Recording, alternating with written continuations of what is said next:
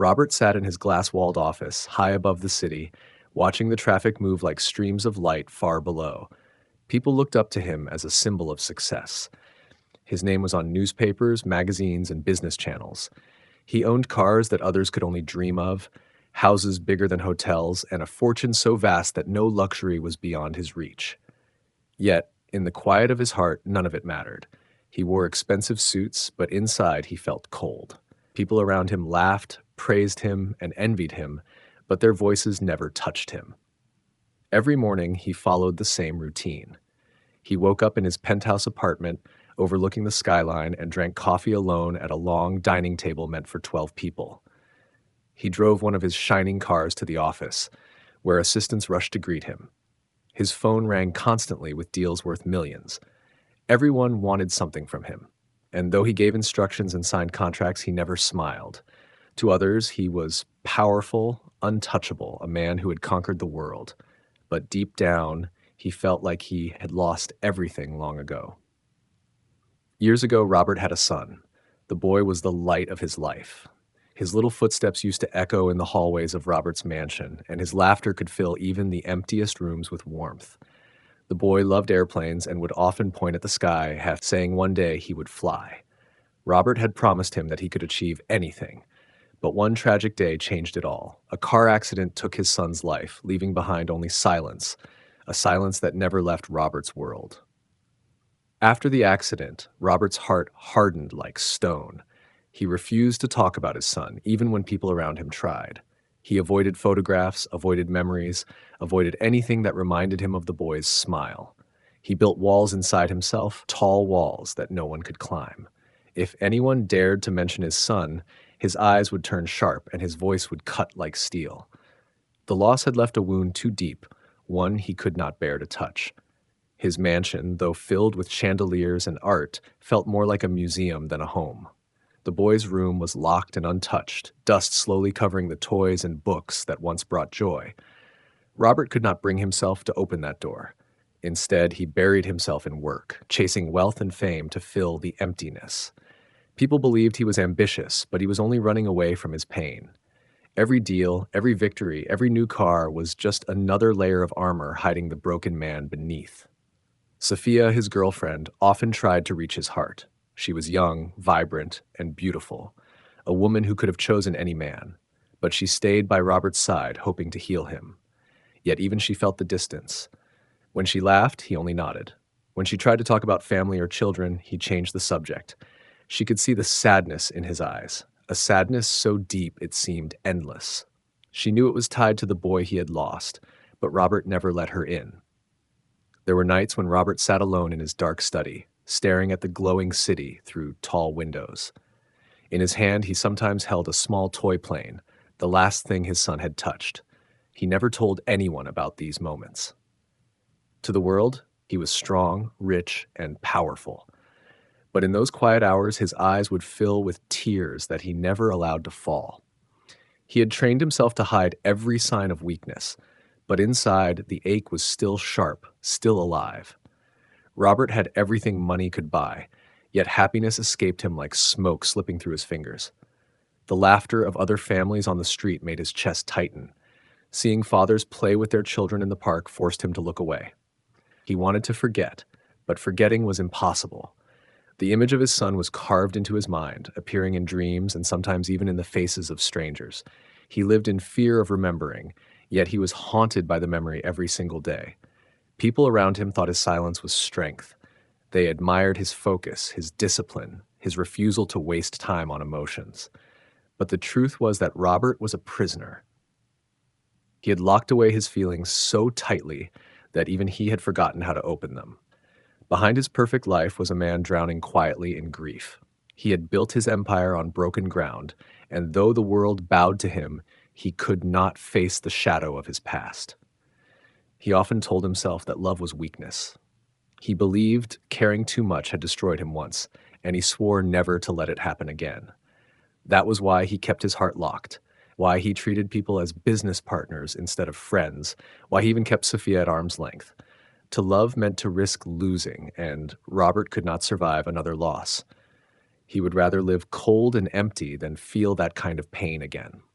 The rain was falling softly that evening, tapping against the shining glass doors of the restaurant as Robert stepped outside with Sophia on his arm. The valet rushed forward with an umbrella, careful not to let a single drop fall on the millionaire's suit. Robert's face showed no emotion, the same unreadable mask he wore every day.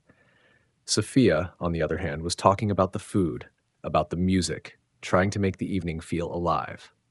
She glanced at Robert and sighed quietly. She was used to his silence. The street outside was busy with people hurrying home, some holding umbrellas, others running through puddles. But near the corner of the restaurant, sitting on the cold ground, was a small figure. He was a child, no more than 9 or 10 years old, with skin darkened by dirt and hunger. His clothes were torn, his shoes barely held together. His hands clutched a rusty tin can, and his wide eyes stared at the passing crowd, hoping for kindness. Most people looked away, pretending not to see him. Some shook their heads, annoyed by his presence. To them, he was just another homeless boy in the city. Sophia stopped walking, her breath caught in her throat as her eyes fixed on the child. Robert noticed her pause and turned impatiently. "What is it?" he asked, his voice low and cold. Sophia did not answer right away. Instead, she took a step closer to the boy. The streetlight above flickered, casting shadows across the child's face. In that moment, she gasped, covering her mouth.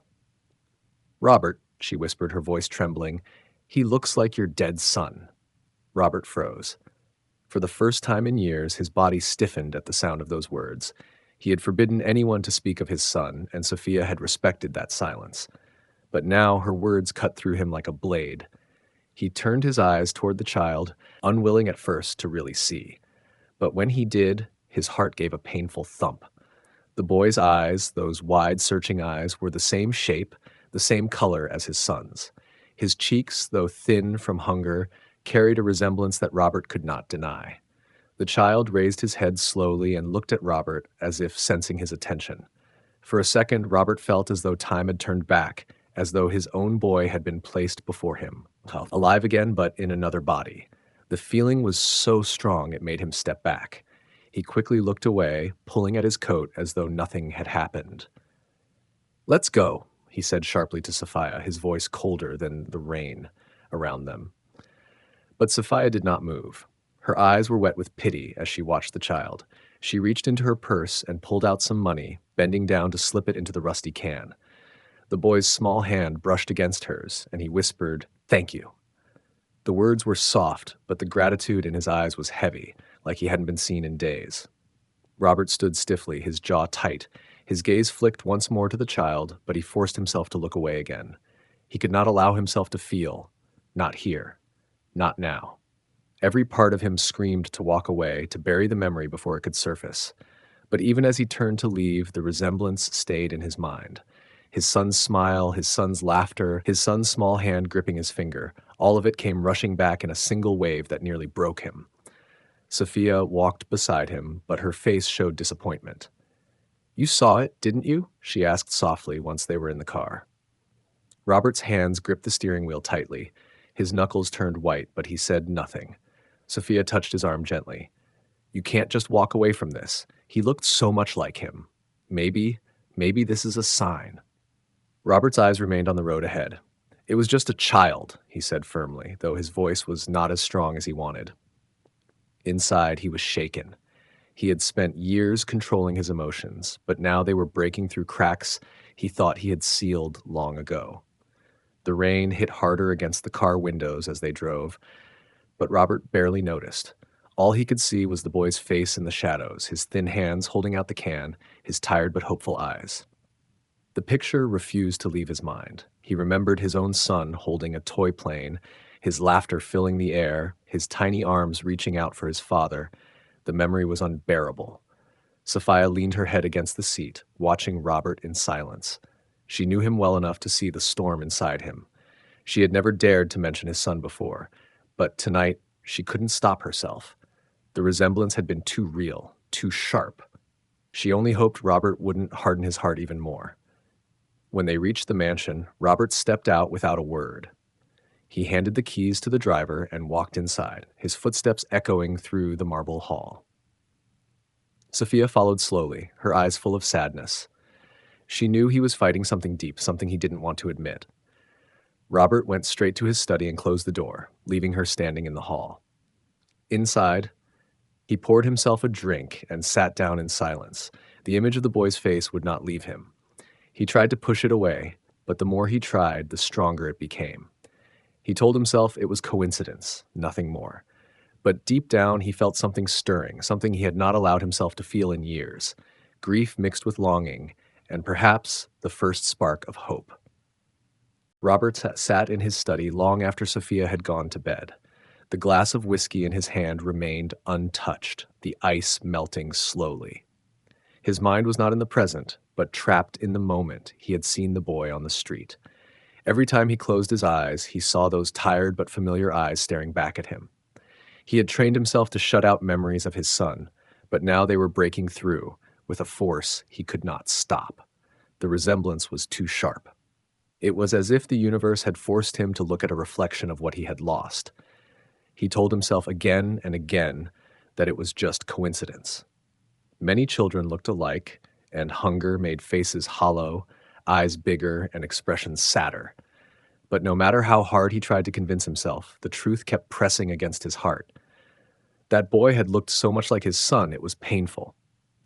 Robert pressed his hand to his chest as if to quiet the ache, but it only grew stronger. The next morning, Robert dressed for work as usual.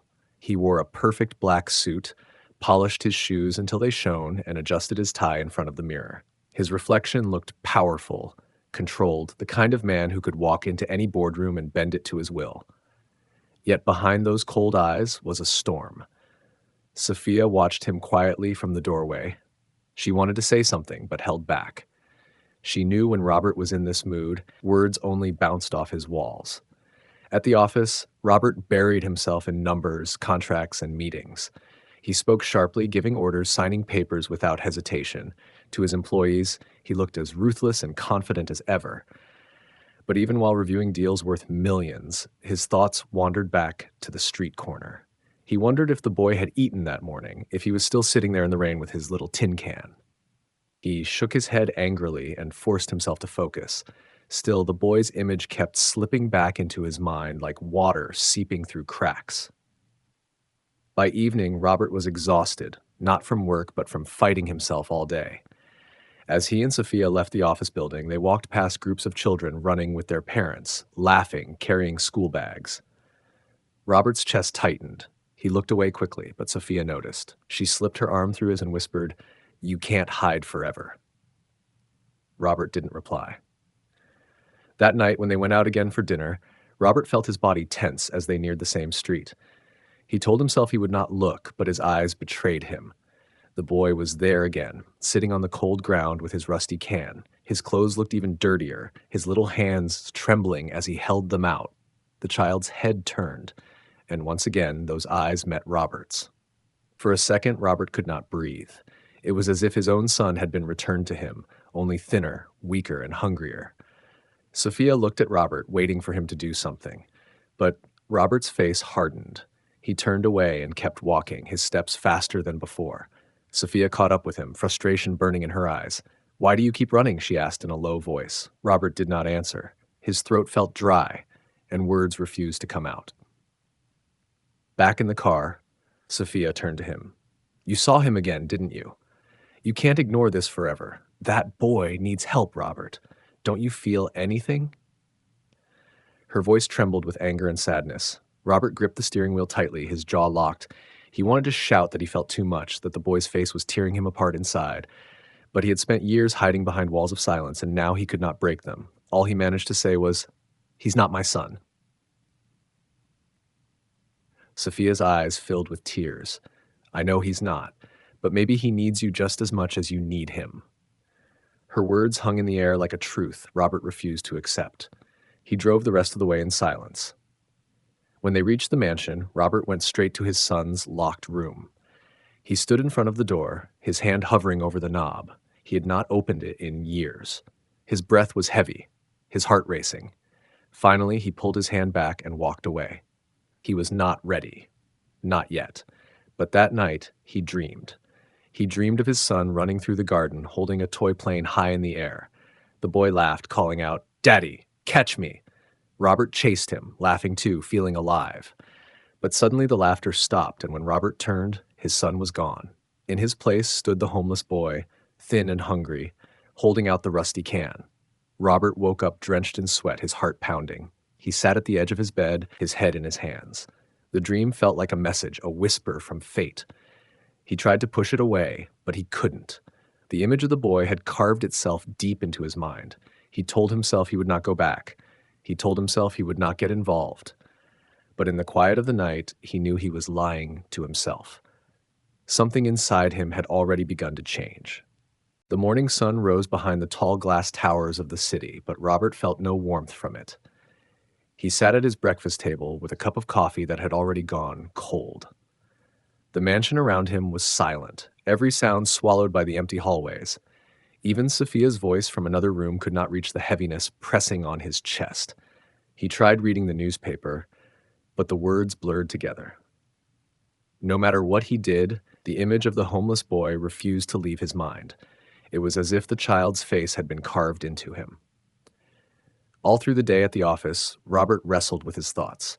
He barked orders more sharply than usual, trying to drown out the voice inside him. But in the middle of meetings, he would suddenly see the boy in his imagination, sitting alone on the wet street with his rusty can. Each time it happened, Robert clenched his jaw and forced his attention back to business. Yet by the end of the day, he was exhausted, not from work, but from resisting the urge building inside him. When evening came, Robert could no longer fight it. He told his driver to take a different route, one that passed by the corner near the restaurant. Sophia, sitting beside him, glanced at him knowingly, but said nothing. The car slowed as it turned onto the street. Robert's heart thudded in his chest. He told himself he was only curious, nothing more.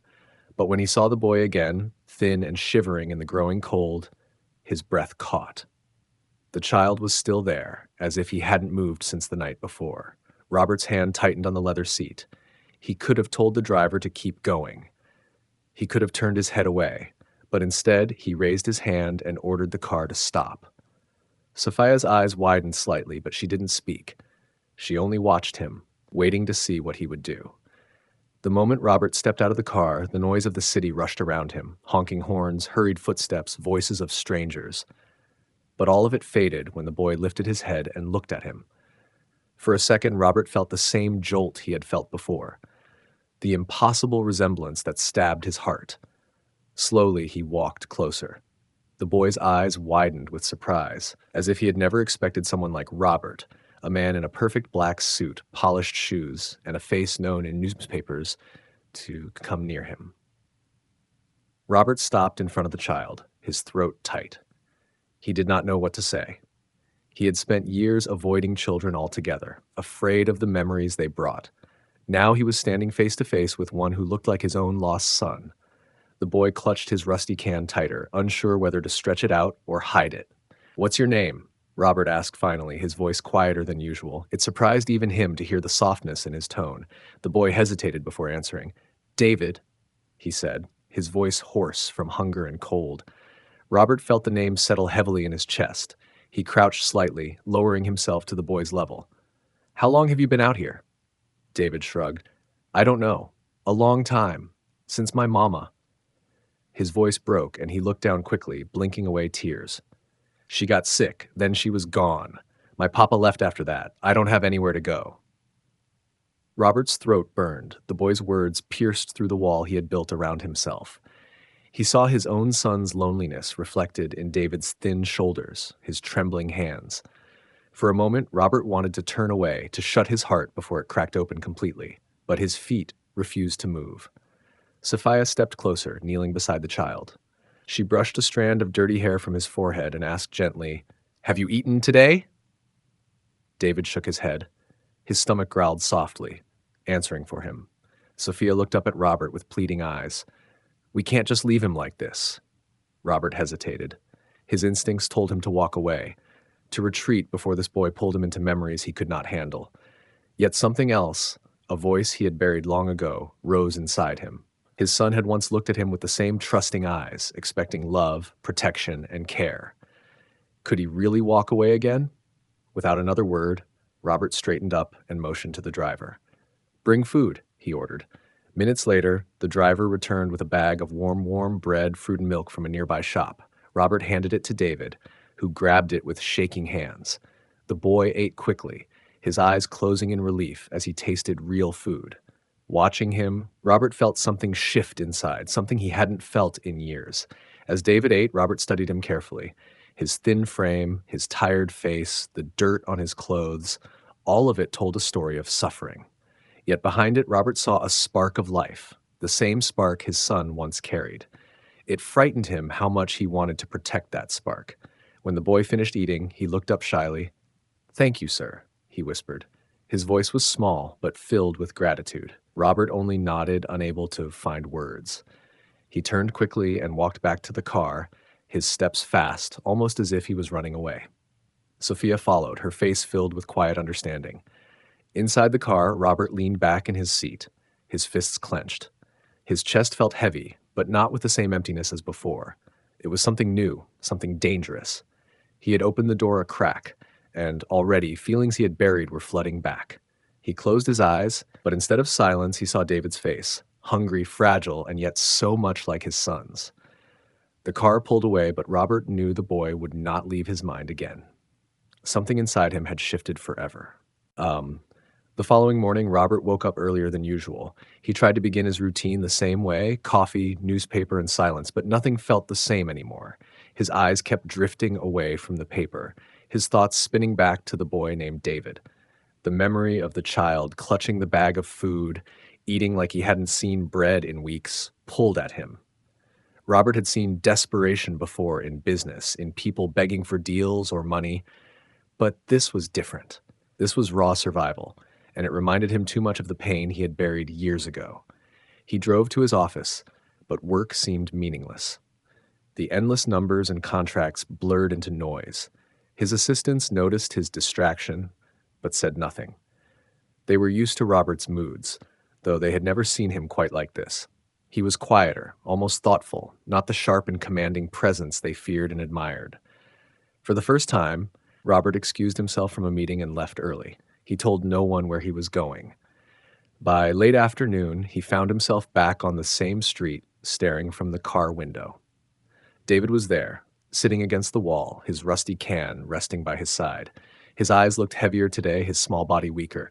But when he saw Robert step out of the car, a flicker of recognition crossed his face. He straightened a little, unsure whether to smile or stay guarded. Robert walked slowly toward him, his polished shoes clicking against the wet pavement. This time, Robert crouched down beside the boy, meeting him eye to eye. "Do you stay here every night?" he asked. David nodded. "Sometimes here, sometimes the alley.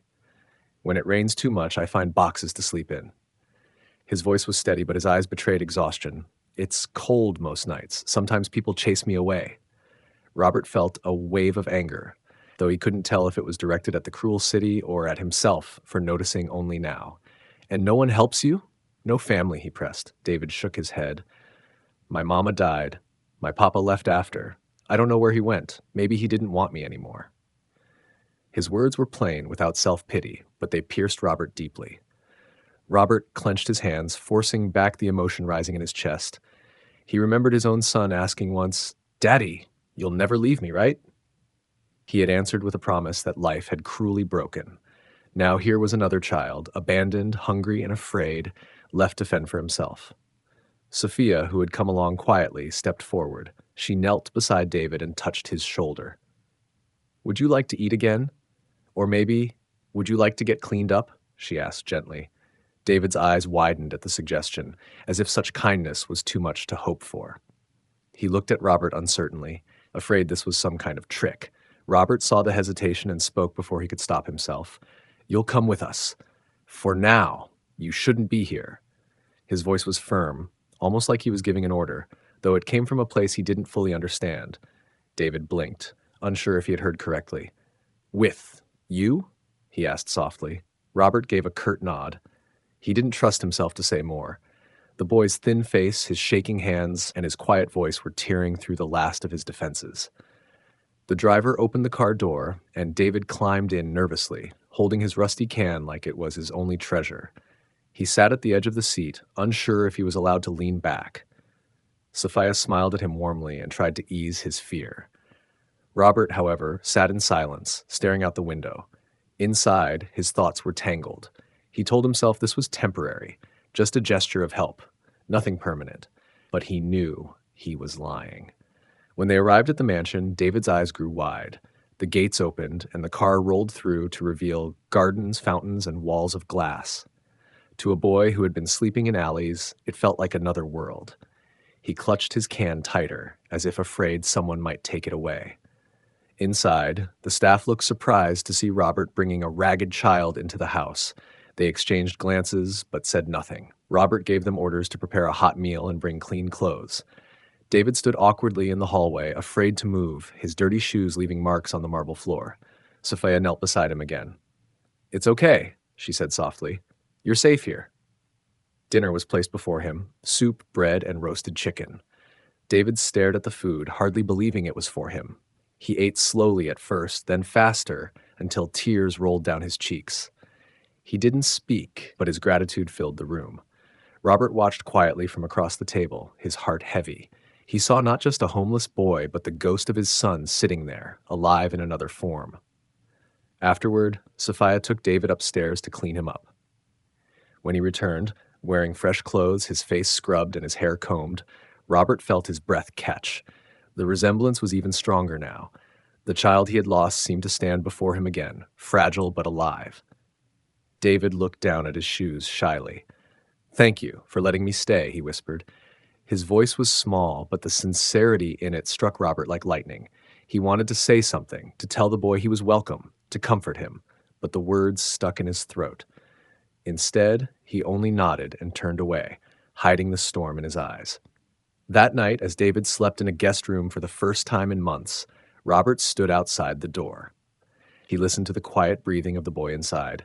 For years, his mansion had been filled with silence, but now the sound of a child's rest was breaking that emptiness.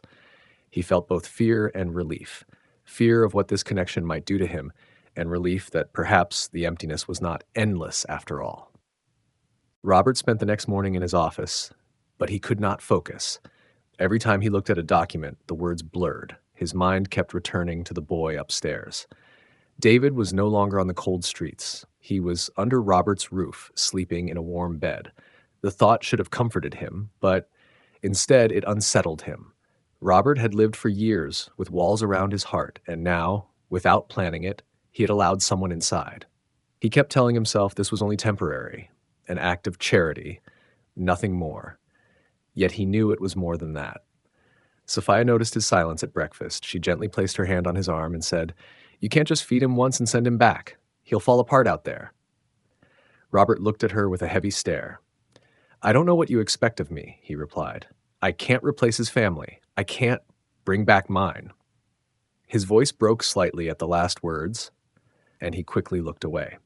Meanwhile, David was exploring the mansion with cautious steps. He touched the smooth walls, the polished wood, the chandeliers, as if afraid they might vanish if he blinked. The guest room where he had slept felt unreal to him. The soft sheets, the pillow, the warmth, it was something he had not known since his mother's death. He carried his rusty can everywhere, even though Sophia had told him he didn't need it anymore. To David, it was proof of survival, the only thing that had kept him alive on the streets. Later that day, Robert decided to speak with the boy. He found him sitting in the garden, staring at the fountain. Robert stood nearby for a moment, uncertain how to begin. Finally, he asked, "Do you like it here?" David nodded shyly. "It's beautiful," he said, "like a dream." His voice was soft, but his eyes shone with wonder. Robert sat down on the bench beside him, his hands folded tightly. "You understand this is not forever," he said firmly. "I can't keep you here. This is just until you are stronger." David's small shoulders fell slightly. He looked down at his hands. "I know," he whispered. "People don't keep me." His words struck Robert like a blade. He wanted to say something, to correct him, but the truth caught in his throat. That simple statement echoed in his mind. "People don't keep me." Sophia, watching from the balcony, saw Robert's face change. She knew he was fighting a battle within himself. That night, she spoke to him again. "You're scared," she said gently. Robert frowned. Of what? He asked. Sophia held his gaze. Of loving him. Because you think love means losing again. But maybe it means saving this time. Robert turned away, unwilling to answer. Yet her words stayed with him long after she had left the room. Over the next few days, Robert tried to keep his distance, but life had its own way of pushing him closer to David. At dinner, the boy would glance at him, waiting to see if it was safe to speak. At night, Robert passed by the guest room and paused when he heard the child's soft breathing. In the mornings, David would quietly thank him for the food, the clothes, and the safety. Each small act chipped away at the stone Robert had built around his heart, but the fight inside him was fierce. One evening, Robert sat alone in his study, staring at the toy plane he had kept since his son's death. He remembered his boy's laughter, the way he had promised he would never leave him. His chest ached with the memory. He told himself David was not his son, that no one could replace the child he had lost. But he also knew he could not walk away from David either. He was already involved, whether he admitted it or not. Sophia tried again to reach him. "Look at him," she said one afternoon when David was playing in the garden. "He's already starting to smile. That's because of you. You gave him hope. Don't take it away." Robert shook his head. "I don't know how to be what he needs," he said. "I failed once. I can't fail again." His voice was raw, almost breaking. Sophia touched his hand gently. "You didn't fail. Life took your son away, but maybe life is giving you another chance." Robert didn't respond, but his silence was not rejection this time. It was hesitation, a crack in his walls. That night, as he passed by David's room, he saw the boy curled up on the bed, hugging the pillow tightly. For the first time in years, Robert walked inside. He stood by the bed, watching the boy sleep peacefully. A quiet sigh left his lips. He reached out as if to adjust the blanket, but his hand stopped halfway. His chest ached with longing, fear, and something else he couldn't name. He left the room quietly, but the image of David sleeping stayed with him. It was a picture of innocence and trust. And though Robert kept telling himself he was only helping temporarily, deep down, he knew that was no longer true. Something had begun to change inside him, and no matter how hard he resisted, he could not escape it. Days turned into weeks, and the rhythm of the mansion changed. The silence that once filled the hallways was now broken by the soft sound of small footsteps, by a laugh that started shy but grew bolder each day. David slowly began to feel safe. He ate at the long dining table with Robert and Sophia, though he still sat at the edge, careful not to spill anything. He helped the staff with little tasks, carrying plates or folding napkins, because he felt uneasy about living in such luxury without giving something back. The rusty can that had once been his only companion sat quietly on the dresser in his room. He still touched it sometimes before going to bed, but it was no longer in his hands all the time. Robert watched these changes with a quiet heaviness. At first, he tried to remain distant, convincing himself this was temporary, but every day, something pulled him closer. When David smiled, it reminded him of his son's smile. When David asked innocent questions about the mansion, it echoed the same curiosity his son once had. The resemblance was not just in his face, it was in the small gestures, in the way he looked up with trust. At times it was almost unbearable for Robert, but at other times it was strangely comforting. One evening, after dinner, David approached Robert carefully. He stood by the study door, clutching the frame as if afraid to step in. "Can I sit here?" he asked quietly. Robert looked up from his desk. For a moment, his instinct was to send him away, to keep his walls intact. But something inside softened. He nodded. David came in and sat on a chair near the window, swinging his small legs. He didn't speak, and Robert didn't either, but the silence between them was not heavy. It was calm, like the beginning of a bond neither of them fully understood. As days passed, Robert began to join David in small activities. Once, he found the boy in the garden trying to fix a broken toy car. The staff had given it to him, but one of the wheels had come off. Robert crouched down and showed him how to repair it, his strong hands guiding the child's small ones.